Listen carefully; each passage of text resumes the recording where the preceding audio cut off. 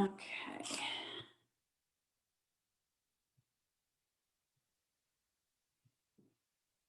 All right. So does anyone have a problem they want me to start with? So if you look at the final exam review, it's in the final review folder that's under content and my courses. You'll see that there's a couple hypothesis testing questions on there. There's probability, confidence intervals, empirical rule, linear regression, box plots. Anyone have anything they want me to start with, or do you want me just to pick one to start? Don't be shy, because this is not the time to be shy. You can put it in the chat or you can talk. Can you do? All right, if no one's gonna pick, then I'm gonna pick. I'm gonna pick question 3. So number 3, this will focus in just a second. If it doesn't, I will manually focus it. Question 3, we are talking about a cola machine. Yep, yeah, awesome. So we could do we're looking at a cola machine in a cafeteria, and it's set up to serve a standard amount of cola. So an employee wonders, what is the average amount of cola served? So when I'm reading this, I don't know what the problem's about. Like, I don't know what type of problem it is, but when I start reading a problem, I really want to start thinking about what type of data we have. And it says average amount. First of all, when you're talking about an amount, that's a meaningful number, right? No matter what it is. And then it says average, that's mean. So I know I have numerical data before I even get started. And so he obtains a random sample. So I'm gonna just write down some important information of 61. And he finds that a sample average to be, so that's X bar, 8.7. And a sample standard deviation, which is S, to be 0.49. See if that focuses better for us. There we go, that's better. So I still don't know what we're doing yet, right? I just have a little bit of information. So it says in part A, we want to estimate the mean. Estimate. Anytime you see that word estimate, you need to think CI. So I'm going to compute a confidence interval. I know it already. So estimate the mean amount of cola in all servings from this machine with 95% confidence. So I'm going to look at a 95% CI. Remember, this 95 tells me how wide my CI is going to be. And when I look at this, I want to think about my general formula, which is point estimate plus or minus margin of error. Okay, so if we have numerical data, my point estimate is my sample mean, X bar, plus or minus. Now my margin of error consists of 2 numbers. One is my t value. Remember, we're on the t curve because we're looking at numerical data, and alpha divided by 2 is just my location, and it's times the standard error, which for numerical data is S divided by the square root of n. So now we can start plugging in some values. X bar is 8.70 plus or minus. I'm just going to leave a blank for the t, and we'll get to that in a minute. S is 0.49 divided by the square root of 61. So now let's find this t value. I have 2 ways. So I can use my t table. Remember, that's in my courses under the Stat 1 folder, like where the syllabus is. You'll see the t tables. That folder will be open and available during the exam as well. So that's there if you need it. Or you can use your calculator. Remember, if you're using the tables, you just need to know that it's a 95% CI, and you need to know degrees of freedom, which is n minus 1. If you're going to use your calculator, we need to see what we need here. So I have my calculator, so I'm going to turn it on. I'm going to take a look at my distribution. So that's this vars button. So I'm going to go second vars. So right above it, you can see it says distribution there. Okay. And I'm going to look at option 4, it's inverse t. So that's my inverse t distribution. That means I'm looking for a data value, I'm going to give it the probability or the area. So right here we can see it asks for the area, and then right below it asks for degrees of freedom. So let's draw a picture of what we have so we know what the area is, because maybe we forgot and we need a little reminder. So remember, when we're looking at a CI, it's always the middle, right? So a CI means the middle 95%. So what I need to know is either this value here or this value over here. The CI is always in the middle. It's always symmetric. So the number is the same. It's just the one on the left is negative and the one on the right is the positive version of the same number. The area that my calculator is referring to is always the area to the left of that number. So it's either this little tail here, or for this number on the negative, or if I want the positive number, it's the 95 plus that little tail. So I have to figure out what the area is in that tail.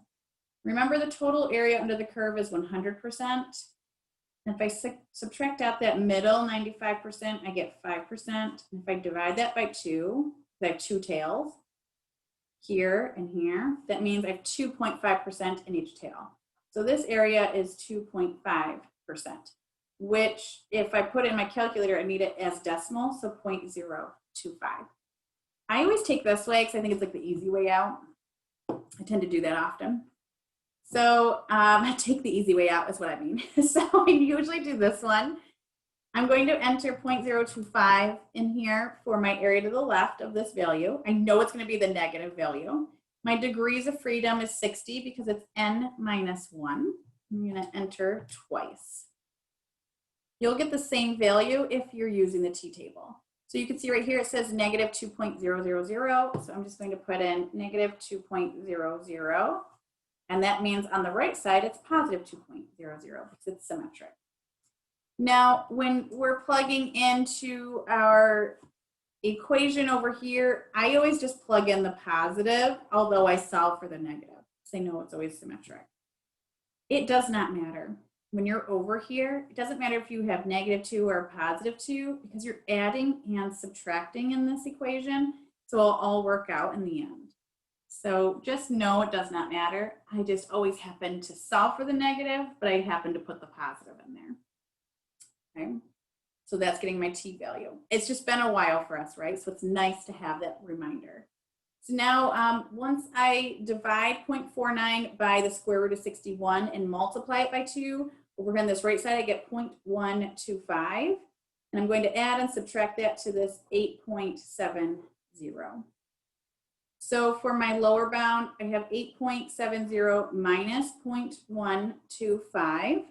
So here I get 8.575. And for my upper bound, it's 8.0 plus 0.125.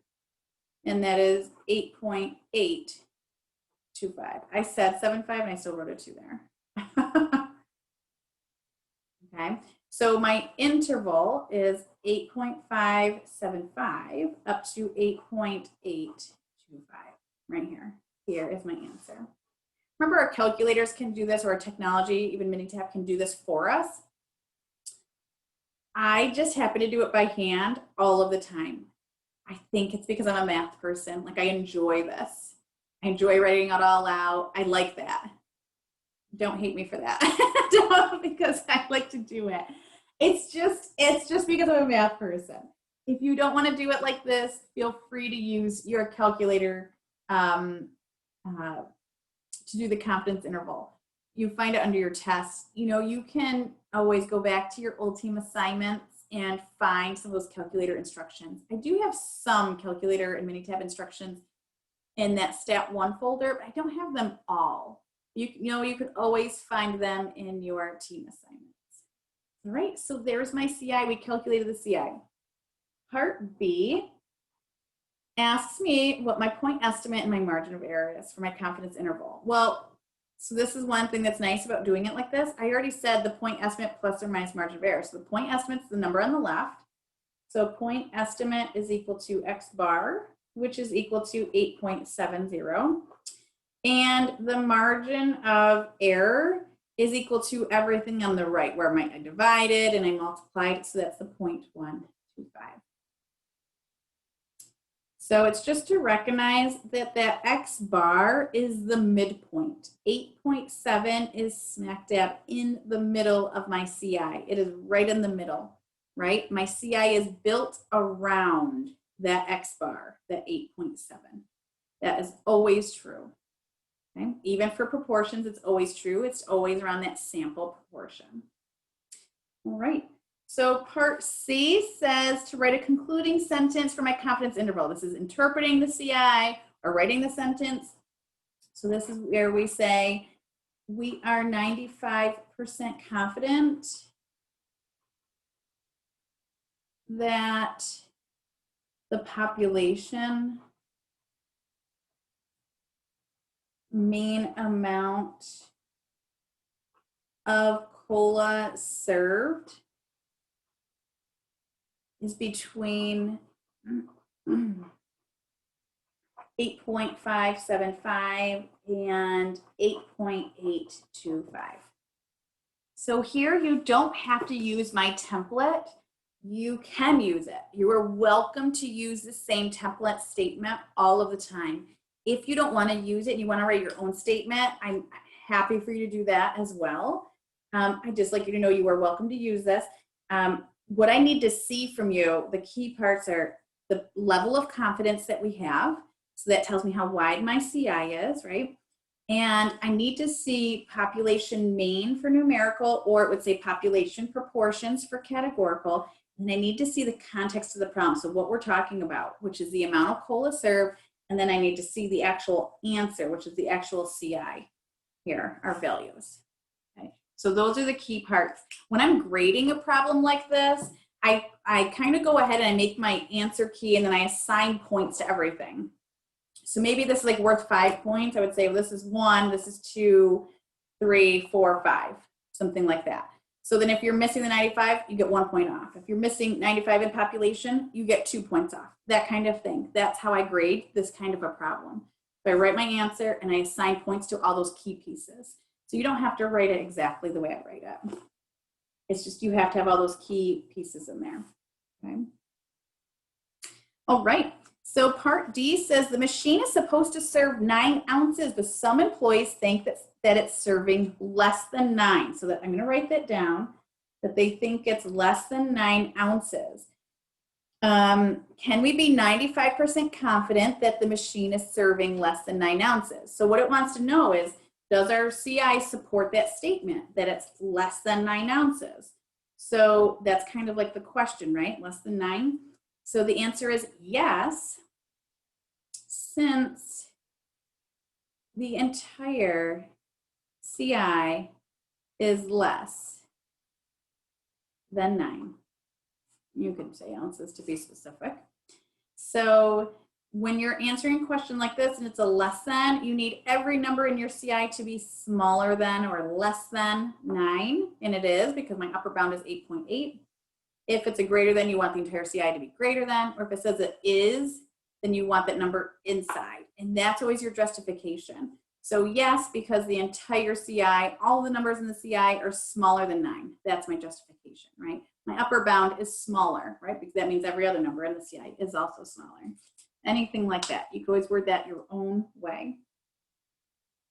Part E here is just a quick fill in the blank. If we've obtained 100 random samples and we computed the 95% confidence interval for each of those 100 samples, we would expect how many of those CIs to contain mu, the population mean.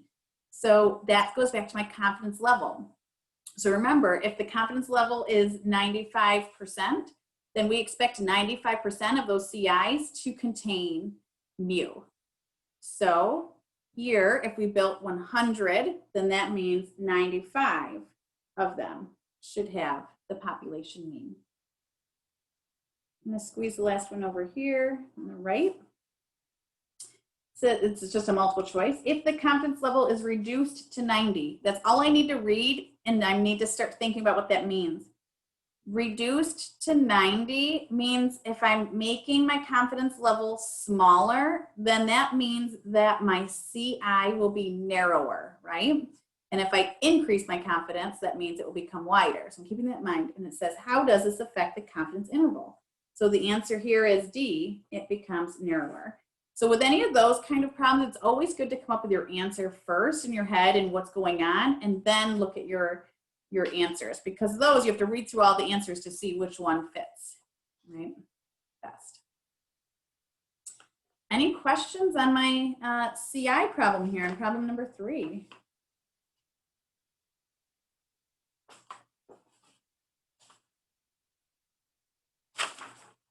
All right. So I had someone ask about question number 5. What if we did question number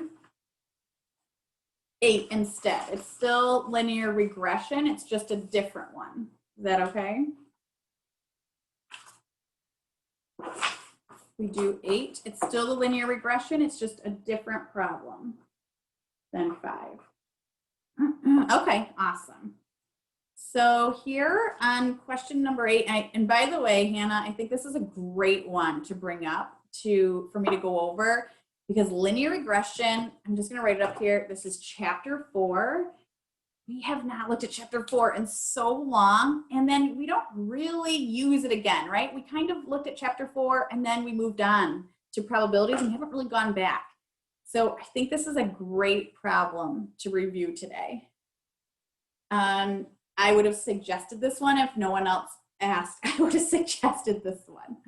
All right, problem 8, it talks about the shelf life of packaged food, and it's talking about dry cereal in particular. It's talking about the moisture content, because if you have dry cereal and it has high moisture content, then obviously it's not dry anymore, and that's no good. So what we're looking at, and I'll show you the data here in case you don't have it in front of you. Oh, nice and big.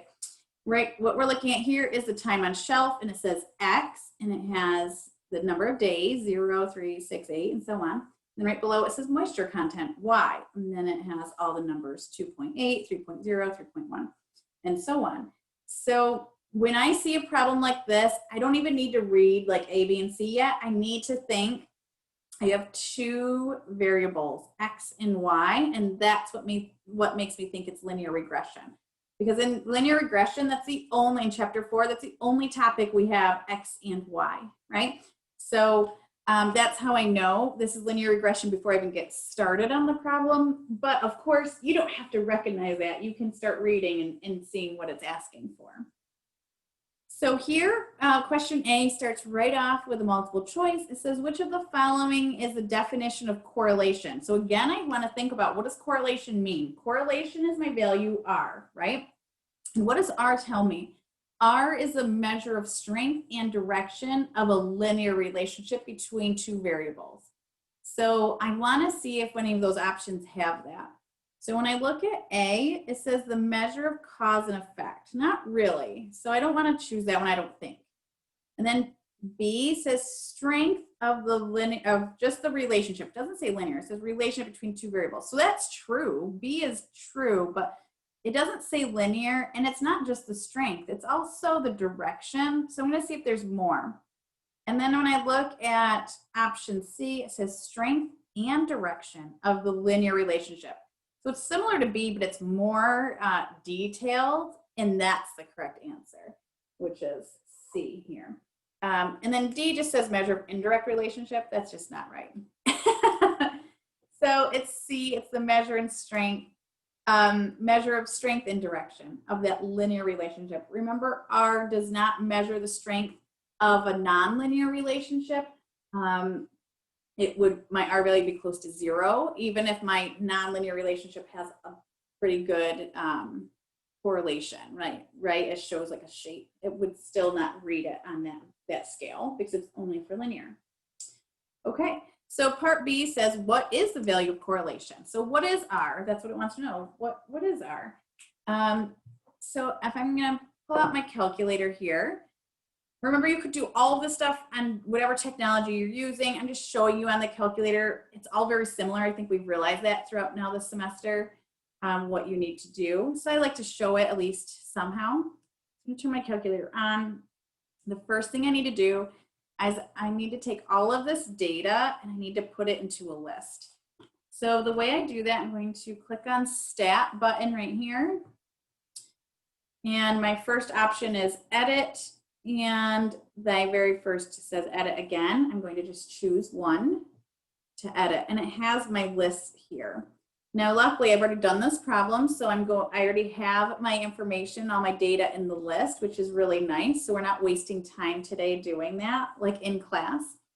So what I did was I took my X value 0, 3, 6, 8, 10 going down, and I put them in list 1. So I just want to make a note maybe on my paper or somewhere that this is list 1 because I need to know that.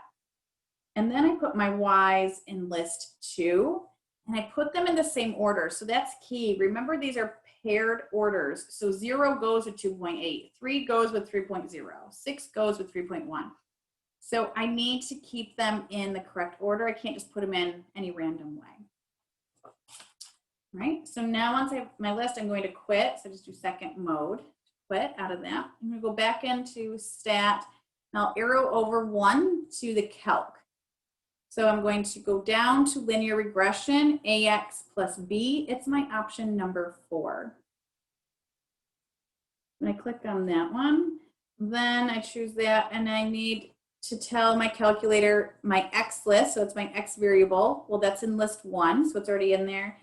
I need to tell it where my list, my Y variable is, and that's in list 2. So it's already in there. I'm just going to arrow down to calculate and then hit enter. And it thinks for a second, and then it gives me all this. So it gives me the Y equals AX plus B, and my A, my B, R squared, and R. Now, sometimes, and if you remember in the beginning of the semester, if you had a calculator, some of them didn't give you R and R squared. If it didn't give you R and R squared, that means your diagnostics was turned off. This happened to me recently because I was in class and I dropped my calculator and my batteries came flying out and it was a big mess. And what happened was it reset my calculator when my batteries came out. So if that happened to you, if you need to put new batteries in or you dropped your calculator like I did, then you need to make sure you put your diagnostics on so you get your R and R squared. So I just want to show you real quick. Of course, if you're in the middle of the final exam and you don't have it, come into the Zoom and ask me. I am not examining you on if you have your diagnostics on or if you know how to do that. No, it's not about that. So I will definitely help you. So I need to go to my catalog here, which is right above 0. So I do second 0 to get my catalog, and I need to go to diagnostics. You think it's not down that far because it's deep, it's actually down quite a bit and you really have to go down pretty far. So where is it? There it is. There's my diagnostics on. So I'm going to put my arrow right on the left side there on diagnostics on. I'll hit enter once and then I'm going to hit enter one more time and it will say done. Okay. This ensures I get R and R squared. So I'm just going to go back to stat, calc, option 4, linear regression, so we could see that output. Okay. All right, there it is. So sorry, the one light like wants to give a glare. So R is 0.9526. Anyways, okay, that's pretty good. That's a pretty strong relationship, right? For my linear relationship between X and Y. 0.95, that's almost close to 1. Remember, closer to 1 or -1 is strong. Closer to 0 is weak. Okay. All right, so part C, it says to compute the least squares regression line. So we already did that with our calculators here. So remember my regression line is Y equals AX plus B, but we really use Y hat because that means it's predicted, right? And not just the actual Y value, it's a predicted Y. So here, I'm trying to put this in a good spot so I can still write. It's not working out that well. All right, there it is. So for my Y hat, it's AX plus B. So we can see A is equal to 0.0446 times X plus my B, which is 2.7855. I'm just making sure it's a 1 there, so I don't have to round anything, leave the 5. After the 6 is a 2. So I just make sure I do proper rounding. And you guys know, I always ask for 2 decimal places, but I usually keep it out at 4 here in case I'm using this to estimate or predict a value. And remember, if you want to predict a value, you would just plug your X value in here and then solve for your Y if you wanted to predict. Okay. All right, so that's getting my, my equation. Now part D asks me to interpret the slope. So that's the 0.0446. So since middle school, we've been calculating slope, but we don't always put it into words, right? We don't always talk about the slope and put it into context or what it means to us. So here we do that. So what the slope means is for each unit increase in X, my Y either increases or decreases by my slope. So how do I know if it increases or decreases? It's if my slope is positive, it increases. If my slope is negative, it decreases. So I'm just going to say that I'm going to put it into context. So for each day, because that's my units for my X, increase, it's always about the X increase. So each day increase in time on the shelf.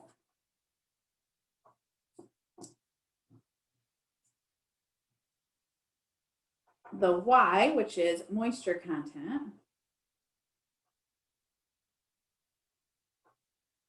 will increase, right? Because my slope is positive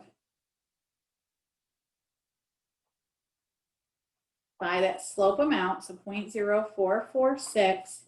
And then I just say on average. I'm not really a stickler for you saying on average, but technically you should say on average, but I let it slide if you guys don't put on average. I don't actually always write it myself.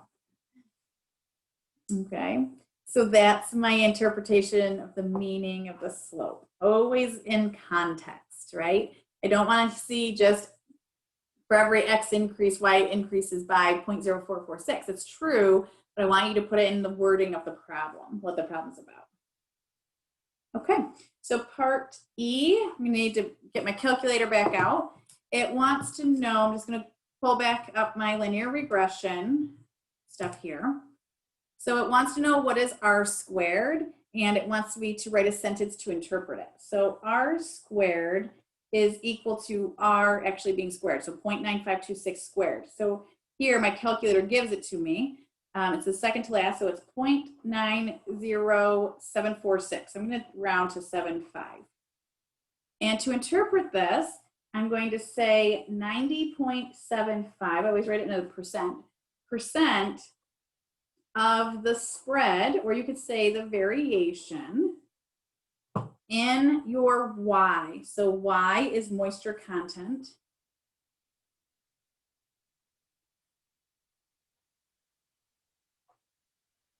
Is explained, or you could say can be explained. You can word it all different ways. And it's not by X, it's by the line. So the line explains that variation and spread of my Y 90.75% of the time. So sometimes people put the equation of the line here, and that works too. Put Y hat equals 0.0446X. Plus 2.7855. You don't have to put the line. You could say just by the line. That works fine as well. Okay, part F of this problem, it says a line with a good fit has an R squared value close to what number, right? So think about R squared as between 0 and 1, right? And the closer it is to 1, the better the fit of the line. So you are going to say close to 1. So 1 is the answer here. So closer to 1, the better. Sorry, you can't really even read that. So closer to 1, the better.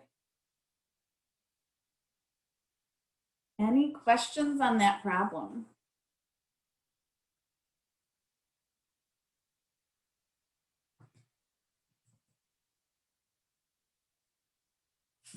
Okay.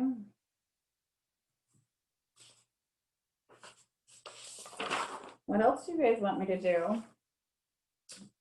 I have some in mind, so if you guys don't ask for specific problems, I have some in mind that we should do, but I just want to know if anyone else has something that they were working on or something they want me to look at in particular, this is the time.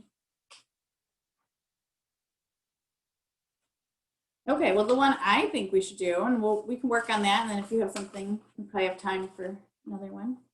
Yep, that's exactly what I was gonna do. Thanks, Bryce. Yep, I was thinking number 7, the box plot problem.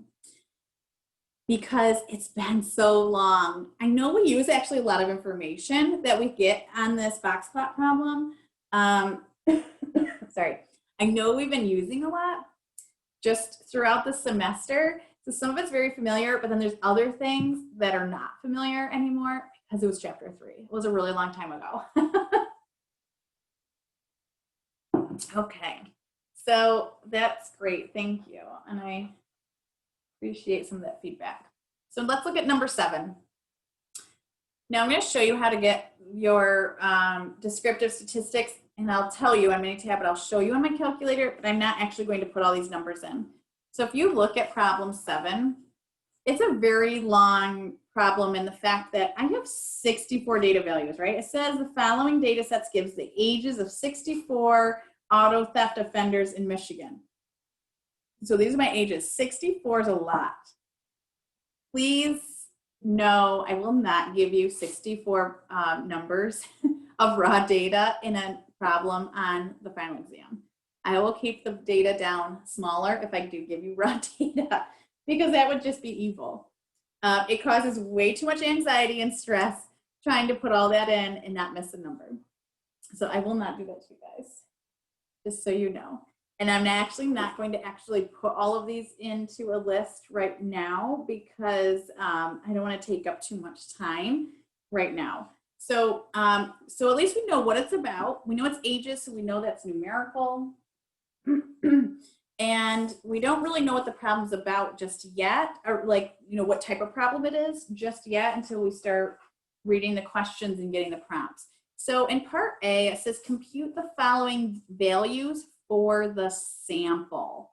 So when you see the wording for the sample, that's key. Most of the time we are looking at a sample, but that's key when we're getting standard deviation, right? Because there's 2 different calculations, one for the population and one for the sample.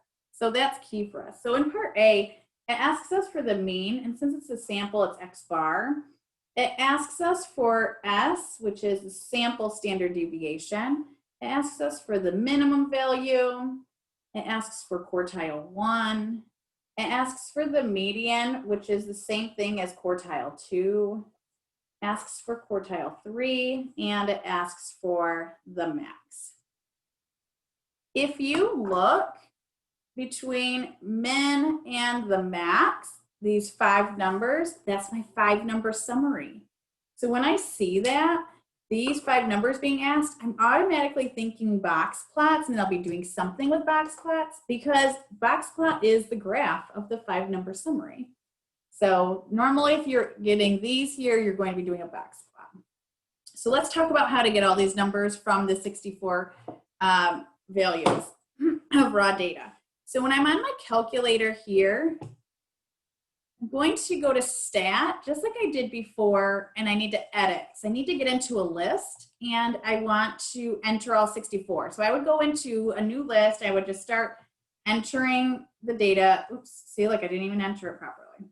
12, 13, you know, and I would start going down my list. So I just hit enter in between each one.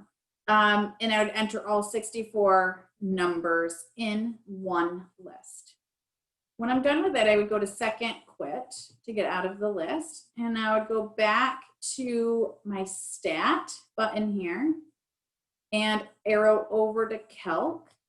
And the very first option says 1 variable stats. That's the one I want because I only have 1 variable and I want to get the stats on it. I just need to tell my calculator which one. I'm just going to use list 1, even though that's my regression problem data. I'm just going to use that just so we can see what we get, just because I don't want to take the time to put in all 64 numbers. So go down to calculate and hit enter, and you can see I get X bar. You can see it right there, right? X bar, and I get SX, that's my sample standard deviation, sigma, that's my population. So you can see there are 2 different numbers for the sample and the population standard deviation. And it has this little arrow down next to N. And you could see it has min, quartile 1, median, quartile 3, max. All those numbers I need. That's my 5-number summary. So just doing those few little things, it gives me all of these values that I need. So I'm going to turn that off because those aren't the real numbers. I'm going to fill it in with the numbers that I already have. So my X bar for this, so my average age is 21.84. My sample standard deviation is 11.51. My min value is 12. My quartile is 15.5. My median is 17.5. Quartile 3 is 22.5. And my max is 67. You can get all those values right there. Now part B asks me to draw a box plot. And it gives me a line. It says to draw a box plot, show the fences on the box plot and the sample mean. So we have to think back to how we do this, right? I'm going to start by putting a scale. My min value is 12 and my max is 67. So I need to make sure I can have all, account for all those numbers on my scale. So I'm going to start at 10 and just count by 20s. And that should do it for me. Right there, count by 10s, okay? So the very first part of my box plot, once I have my scale, I'm going to put quartile 1, 2, and 3, all those vertical lines right on my scale here. There they are, and then I include them with a box.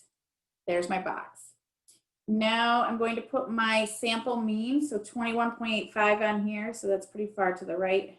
I just put it with a plus with a circle. I think in the direction says an asterisk, but either one. Okay. Now, when I'm doing a box plot, I have these whiskers, right? That come off to the side and they go to the max value and the min value. But it's not just the max and the min, it's the max and min within the fences. So I need to know what the fences are. Remember the fences, those are my cutoff values for outliers. So anything greater than the upper fence will be an outlier. Anything smaller than or less than my lower fence will be an outlier. So I need to calculate those, and that actually is where part C comes in. So I can't finish B until I do C. So C actually probably should be B, and B should be C. So my lower fence calculation is quartile 1 minus 1.5 times the IQR. Remember what the IQR is? IQR, right over here to the side, equal to quartile 3 minus quartile 1. So quartile 3 is 22.5 minus quartile 1, 15.5. So I have a difference of 7. 7 is the width of my box. That's my IQR. It's the spread of my data for a box plot. So plug in these values. So I have 15.5 minus 1.5 times 7. And I multiply and then subtract. Here, I'm getting 5 for my lower fence. And my upper fence is quartile 3 plus 1.5 times the IQR. And that's 22.5 plus 1.5 times 7. And when I multiply and then add it, I get 33. So now I could put those fences on 5 and 33. So 5 is my lower fence and 33 is my upper fence. So any number outside or above 33 is an outlier. Any number below 5 is an outlier. We're not going to have any outliers on the lower side because look at my min value is 12.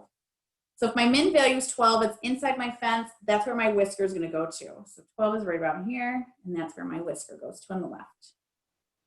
Now my max value is 67.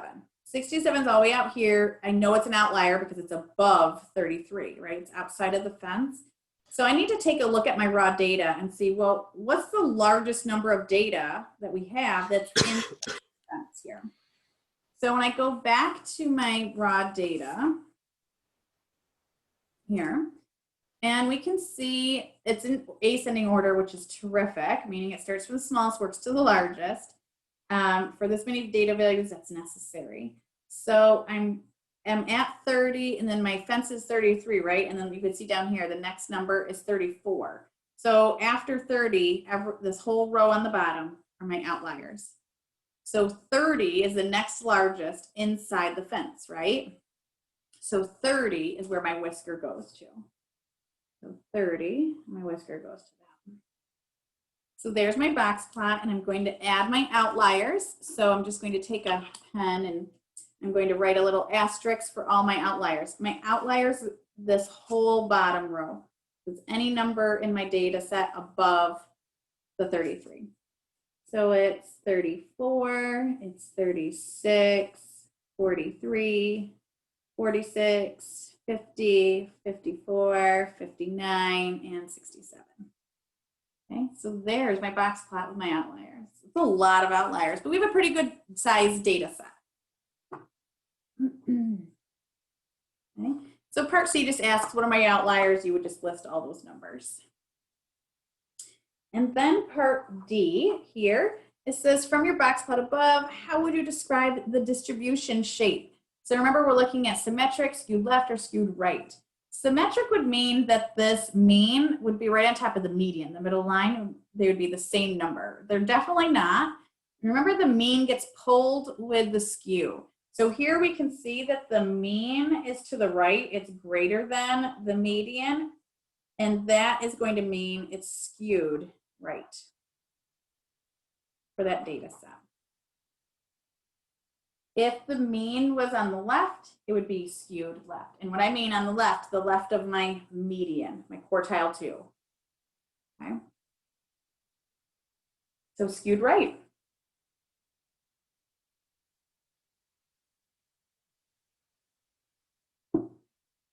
Any questions on that one?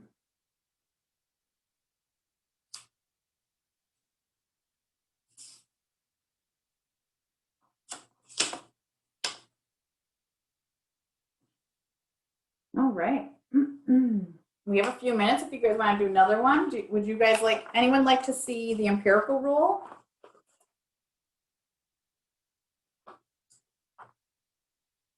So we could do the empirical rule, or we can just be done. What do you guys think? Doesn't matter to me. You can do the empirical rule. You want to do the empirical rule? Sure. Yeah, okay. You know why the empirical rule is a good one? We haven't seen it in so long. All of these, it's been a long time. And empirical rule actually was one of those problems on exam 1 that had a lot of little mistakes by people. So it's nice to review it, and hopefully now with all the knowledge we have for the rest of the semester, the empirical rule makes more sense, or is a little bit easier. So the empirical rule is about the lifetime of tires. And it says that the lifetime of tires has a mean, it doesn't say sample, but I'm assuming it's a sample of 50,000 miles, and it has a standard deviation of 6,000 miles. So part A says draw the empirical rule. So if I'm going to draw the empirical rule, I need some space here, and I'm going to draw my normal curve, right? Because the empirical rule only works for bell-shaped or normal-shaped data sets. So like this, normally distributed. And remember, right in the middle is the mean. So this will be my 50,000. And I'm going to add 3 standard deviations. So I'm going to add 1 standard deviation to it to get 56,000. I'm going to add another standard deviation. So this will be +1, and then over here will be +2 to get 62,000. And then I'm going to add a 3rd standard deviation, which is 68,000. Everyone good with that? Remember that now from our empirical rule. And then I do the same thing on the left side by subtract. So I'm going to subtract 1 standard deviation, 44,000. I'm going to subtract a 2nd standard deviation to get 38,000, and subtract a 3rd standard deviation to get 32,000 here. So those are my numbers. It's so important for us to write those down because that's what's going to help us answer questions that are following.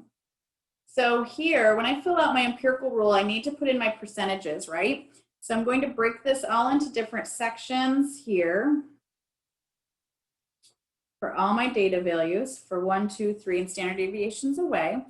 And I can go 2 different ways, or I can do it all. So here, I want to know that this middle section is 68% of my data.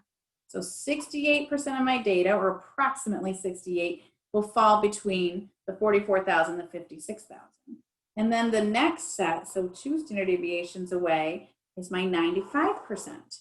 So 95% of my data will fall within 2 standard deviations. And then 99.7% falls approximately within the 3 standard deviations. So that's one way of drawing the empirical rule, and that's completely acceptable. Another way is to fill in the little individual percentages, which I really like better. 34%, 34%, right? And then this is 13.5%, 2.35%, and then right here, this little tail is 0.15%, and then it's a mirror image on the other side. So it's the same because it's symmetric. We don't want to forget that little tail there. Okay. So that's how my empirical rule splits up the normal distribution. And remember, when I ask you questions on these, I can only ask you percentages in here, or they add up, right? And numbers that are on here. I'm not going to ask you to draw anything. You are right. Thank you for asking that. I can't ask you to draw anything.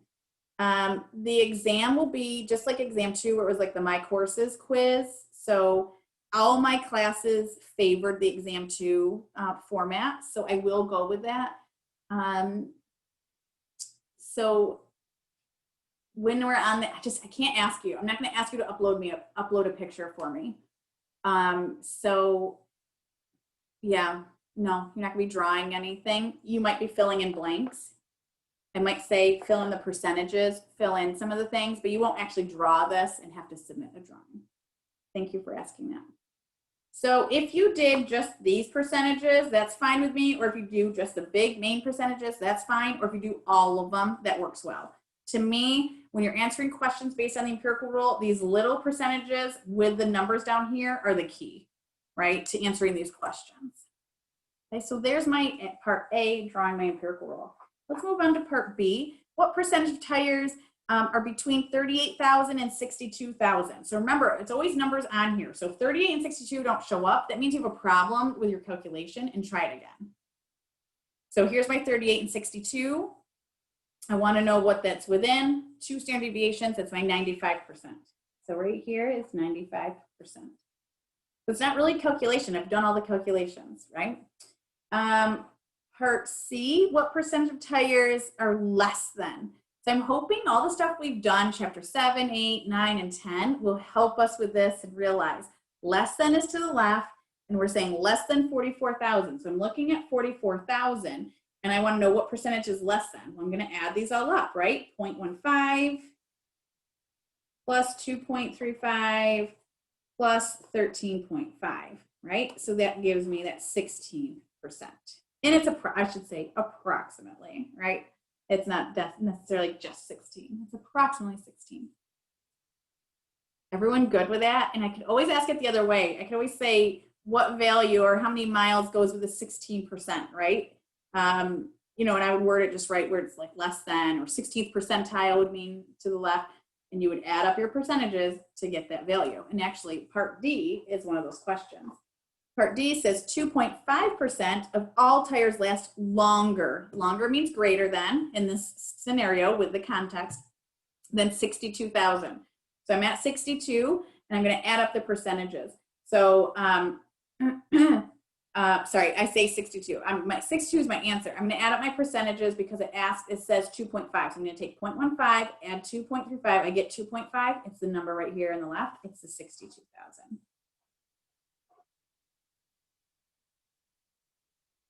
And then the last one, part E, it says Daisy Driver, hot tires.